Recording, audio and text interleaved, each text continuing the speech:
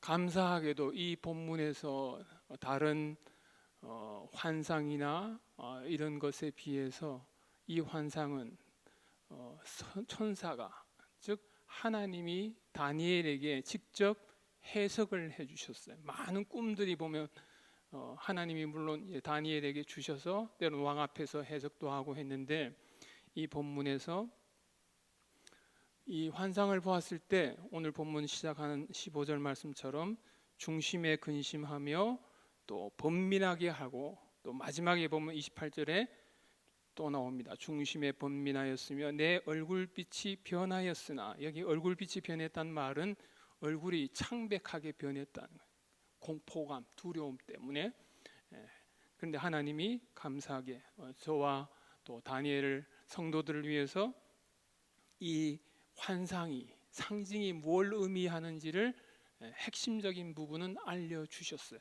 구체적으로 뿔이 뭘 상징하는가, 또 몇 나라가 나타날 것인가 다 아니지만은 핵심적인 큰 그림을 말씀해 주시고, 더 중요한 건 이런 내 짐승들을 대표하는 나라들, 큰 왕국들이 지나가겠지만은 결국 그 나라는 멸망하고 영원히 계신 분, 오늘 본문 또 앞에도 보면 여러 번 나오는 단어 표현이 있죠. 옛적부터 계신 이 영원하신 그분이 다스리는 나라, 또 지극히 높으신 이가 다스리는 그 나라가, 또 그 나라에 들어가는 성도들이 영원하고 영원하고 영원하리로다. 영어에 보면 forever and ever and evermore. 우리에게 확신을 주시는 그런 계시와 환상의 말씀입니다. 어제의 말씀은 핵심적인 단어가 주권, 하나님의 주권이라고 하는 표현. 오늘도 이제 다 연결되는데, 하나님이 온 우주 만물, 새 열국의 모든 권위들을 통치하고 계신다. 그 모든 것들이 하나님으로부터 나온다. 오늘 본문에도 보면 이 짐승들의 나라가 다 권세를 자기가 클레임하는 게 아니고 권세를 다 받습니다. 누구에게 받는가 하면 결국 하나님이 허용하시는 거예요. 일시적으로 그 나라가 힘을 갖도록 악한 힘도 행사해서, 심지어는 성도들조차도 공격하고 성도들을 핍박하고 환난을 가져오는 그 권세를 그들이 받아서 하는데, 때가 되면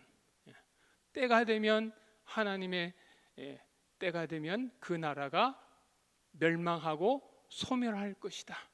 두려워하지 말아라. 이게 오늘 이 계시의 핵심입니다. 그래서 어제도 제가 말씀드렸듯이 오늘 본문의 전체적인 주제, 핵심은 뭔가 하면 소망이에요. 성도들에게 하나님이 다스리시기 때문에 어떤 환경에 있다 하더라도 결코 낙담하거나 낙심하거나 절망하지 말아라. 반드시 희망이 있고 반드시 그의 나라가 승리할 것이다. 오늘 우리가 부른 찬송가에 보면 사자성가가 나오죠. 이 사자성가가 또 오늘 본문의 핵심 단어, 최후 승리. 성도들의 삶에는 반드시 마지막이 승리한다. 여러분들 종종 이 영화를 보면 이 스릴 있는 영화들, 스릴러들 물 있잖아요. 보면 굉장히 겁이 나요. 겁도 나고 이게 어떻게 될까? 이 악한 사람이 이렇게까지 역사하네?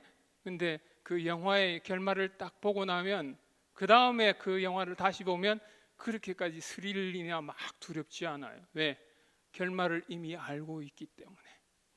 온 인류 역사의 최종점에는 반드시 하나님이 승리하시고 그 나라에 연결된 성도들은 반드시 하나님이 그 나라에 데려가시고, 우선은 넘어지고 자빠지고 때로는 패배하는 것처럼 보여도, 오늘 본문에도 보면 성도들이 패배를 해요. 패배를 하는데 전투에서는 패배하지만 최종적인 승리는 성도들에게 주어진다. 그러니까 두려워하지 말아라, 이렇게 권면하고 있습니다. 자, 오늘 그 상징들 여러 가지가 있는데 세부적인 상징들을 다 다루지는 않고 여기 보면 특별히 네 번째 짐승의 정체가 17절에 나옵니다. 거기 보면 그 네 큰 짐승은 세상에 일어날 네 왕이고, 특별히 그 마지막 짐승은 다른 세 짐승과는 달라서 더 큰 나라가 될 것이다. 그 파괴적인 영향이 클 것이다. 이렇게 미리 알려주십니다. 이 짐승들 중에서도 보면 이 첫 번째 나온 짐승의 모양은 사자 모양이에요. 근데 흥미롭게 이 7장이 시작되는 그 앞에 6장이 시대적으로는 사실은 이 오늘 본문이 더 앞서는데, 뒤에 일어날, 그러니까 다리오 왕 시대에 있었던 것이 여러분이 잘 아는 대로 다니엘을 사자의 굴에서 건지셨습니다. 첫 번째 그 나라 사자가 표상되는, 사자도 무서운 이미지잖아요. 근데 그 사자와 사자가 같이 문학적으로 오버랩이 된다고 볼 수 있습니다. 다니엘을 사자굴에서 건지신 하나님, 사자의 입을 천사를 통해서 막으신 하나님, 결국 악한 자들은 사자굴에서 들어가서 그 가족과 모든 사람들이 다 멸절하고 죽는데, 다니엘은 사자굴에 들어간다 하더라도 하나님이 거기서도 끌어올리시고, 또 다니엘의 세 친구들처럼 풀무불 속에 그 뜨거운 불에 들어가는데도 머리털 하나 상하지 않고 나오게 하시는 기적의 하나님. 이 다리오 왕의 그 조서에도 보면 그는 기적을 베푸시는 하나님입니다. 이방의 왕도 깜짝 놀라는 그 능력의 하나님이 세상을 다스리고 계신다. 우리에게 큰 힘이 됩니다. 여러분들 어릴 때 이렇게 자랄 때 보면 사실은 아버지가 그렇게 힘이 없는데도 아버지하고 어디를 가면 든든해요. 왜? 아버지가 막아주니까. 그렇잖아요. 가끔 이제 이 아버지들 중에서 힘이 없어갖고 깡패한테 맞고 그러면 애들이 상처를 입는데요. 그 정신분석학자 중에 프로이드라고 하는 사람이, 여러분들 다 들어보셨을 거예요. 이 프로이드의 삶에 상처가 있어요. 아버지에 대한 상처가 있는데, 뭔가 하면 유대인이다 보니까 길을 가는데 비 오는 날인지 진흙탕이 있는 길을 가는데 유대인을 비난하는 거예요. 애들이 지나가면서 그 아버지가 쓰고 있는 이 모자, 그걸 지팡이 같은 걸 알고 탁 치니까 이 모자가 탁 날아가서 진흙바닥에 떨어진 거예요. 프로이드가 보니까 아버지가 뭔가 대처할 줄 알고 막 화낼 줄 알았는데 아버지가 아무 말도 안 하고 그냥 그 모자를 써서 들고 쓰고 가시는 거예요. 거기서 이 프로이드가 아버지가 무능하구나, 무능력하구나, 일종의 컴플렉스가 생겼다, 그런 에피소드가 있습니다. 사람들이 다 천재라고 하는 그 프로이드의 그 아버지, 무능력한 아버지지, 때론 육신의 아버지는 그럴 수 있을지 몰라도 하나님 아버지는 능력이 있으시고 지극히 높으신 이 The Most High, 가장 전능하시고 가장 힘 있는 그 하나님이 저와 여러분의 아버지가 되셔서 가까이 계셔서 여러분의 방패가 되시고 산성이 되시고 보호자가 되시는 그 하나님이 지금도 살아계시고 여러분의 옆에, 앞에, 뒤에서 호위하고 있다는 것을 생각할 때, 때로는 우리의 성도의 삶에 고난이 오고 때로는 실패도 하고 스스로 생각할 때, 야, 내가 끝났구나, 어떻게 내가 그리스도인으로서 이렇게 살았지? 가정이 왜 이렇게 됐을까? 왜 자녀는 이렇게 됐지? 실망도 되고 슬프기도 할 때도 있지만은, 그럼에도 불구하고 능력의 하나님이 여러분을 붙들고 계시고 그의 강한 팔이 여러분을 서스테이닝해서 반드시 그의 나라에 데려가신다. 그걸 믿을 때 우리가 담대하게 기도도 하고 또 이 땅 가운데서 살 수 있겠습니다. 어제도 말씀드렸듯이 이 다니엘의 본문이 요한계시록과 매우 밀접한 관계가 있는데요, 오늘 본문의 내용들이 요한계시록 13장에도 비슷하게 나옵니다. 여기서는 이제 새 짐승의 그 모습이 한 짐승에게서 다 나타나요. 그래서 계시록 13장 5절에서 10절까지 쭉 보면, 제가 다 읽지는 않고요, 또 짐승이 과장되고 신성 모독을 말하는 입을 받고 또 42달 동안 3년 6개월 동안 일할 권세를 받으니라. 여기도 권세를 받는다고 되어 있어요. 짐승이 입을 벌려 감히 이 짐승이 누구를 비방하는가 하면 하나님을 비방하는 거예요. 또 그의 이름과 그의 장막 곧 하늘에 사는 자들을 비방하더라. 또 권세를 받아 성도들과 싸워 이기게 되고, 우리 생각에는 성도들을 어떻게 이 마귀가 이기지? 일시적으로는 이길 수도 있고, 도미니언, 그의 권세 속에서 때론 성도들이 핍박을 받고 죽임도 당하고 목배임도 당하고, 히브리서 11장에 이제 그 믿음장 그 앞에 보면 이 성도들이 실제로 당했던, 초대교회에 당했던 그 모습이 실제로도 이렇게 표현되어 있습니다. 또 어떤 이들은 조롱과 채찍질 뿐 아니라 결박과 옥에 갇히는 시련을 받았으며, 돌로 치는 것과, 우리 생각에는 돌로 치고 하면 하나님이 구해주시고 하면 좋겠는데 돌로 쳐서 실제로 많은 사람들이 죽었습니다. 불에 태워서 로마 시대 때만 해도 성도들을 불쏘시개로 썼어요. 거리를 밝히는 횃불로서도. 톱으로 켜는 것과, 이런 말씀 들으면 막 그거 하잖아요. 톱으로 사람을, 내가 과연 만약 여러분도 마찬가지죠. 톱으로 켜놓는 상황 가운데 예수를 믿겠느냐 할 때 과연 내가 예수 믿겠습니다 라고 할 수 있을까? 근데 그 시련을 겪었습니다. 시험과 칼로 죽임을 당하고 양과 염소의 가죽을 입고 유리하여 궁핍과 환난과 학대를 받았으니, 더 다음 말씀이 참 귀합니다. 이런 사람은 세상이 감당하지 못하느니라. 어떤 큰 짐승이라 하더라도 믿음을 끝까지 붙들고 하나님께 소망을 두는 자는 세상이 감당할 수 없는 거죠.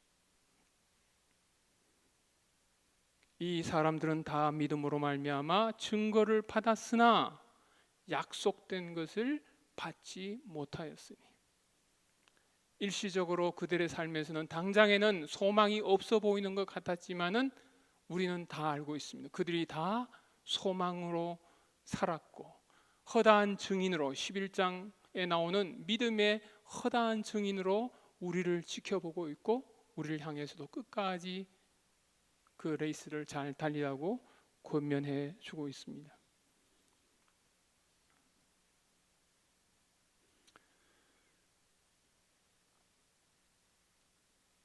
이 땅에 우리가 살고 있지만은 우리는 세상의 나라에 목숨을 걸지 않습니다.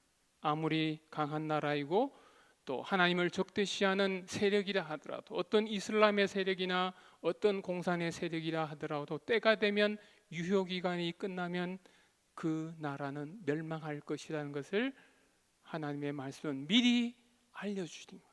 수백 년 후에, 수천 년 후에 일어날 일을 그 누구도 예언할 수 없는 말씀인데 확실하게 하나님은 미리 우리에게 알려주셔서 두려워하지 말고 담대하라. 내가 세상을 이기었노라. 예수님께서도 이 땅에서 마지막에 제자들에게 하신 말씀이에요. 요한복음 16장 33절. 이것을 너희에게 이르는 것은 너희가 내 안에서 평안을 누리게 함이라. 마음에 담대하며, 환경이 어떤 환경이 된다 하더라도 평안을 누리게 하고, 세상에서는 너희가 환난을 당하나. 예수님께서도 말씀하셨어요. You will have trouble. 반드시 너희들이 세상에서 고통과 어려움을 겪을 것이다. 성도의 삶에 고난과 고통과 이해할 수 없는 일들이 일어날 때 이상하게 생각하지 않고, 성도의 삶에도 반드시 환난이 있구나. 중요한 것은 담대하라, 내가 세상을 이기었노라. 우리 한번 따라 합시다. 담대하라, 내가 세상을 이기었노라. 오늘 본문에도 나오고 어제도 나왔던 인자 같은 그 예수 그리스도께서 우리에게 말씀해 주셔. 담대하라. 두려워하지 말라. 내가 너희와 함께 세상 끝날까지 갈 거야.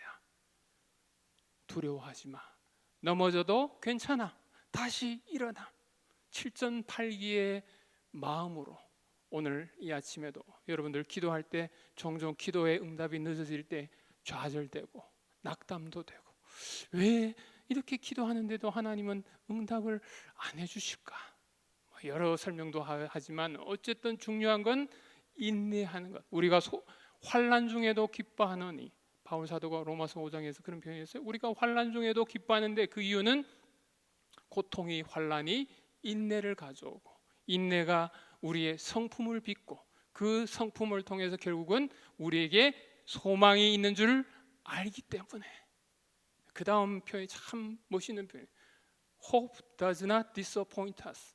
소망은 우리를 결코 실망시키지 않습니다. 하나님의 약속, 산소망은 우리를 결코 실망시키지 않고, 그래서 우리는 담대하게 그의 은혜의 보좌 앞에 나가서 기도하고 아뢰고, 우리가 할 거는 그냥 아뢰는 거고, 하나님은 우리에게 하실 때가 되면 분명히 그의 나라의 권세와 능력으로 우리에게 응답하실 줄 믿습니다.